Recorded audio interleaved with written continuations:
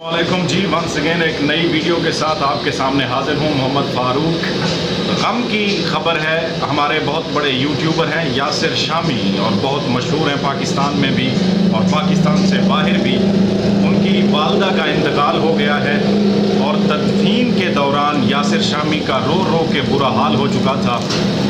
दुआ है अल्लाह तबारक व तआला किसी को ऐसा गम ना दे और जिनको ऐसा गम दिया है उन्हें सब्र की तौफीक अता करे। तो यासिर शामी की वालदा को अल्लाह ताला जवार रहमत में जगह अता करे और उनकी मग़फ़िरत करे। रो रो के बुरा हाल हो चुका था।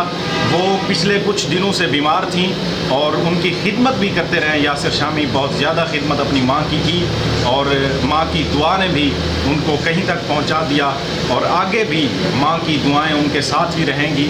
चाहे वालिदैन कब्रिस्तान में कब्र में भी क्यों ना सोए हुए हों तो उनकी दुआएं हमेशा अपनी औलाद के साथ ही रहती हैं। अल्लाह तबारक व तआला यासिर शामी को सब्र जमील अता करे।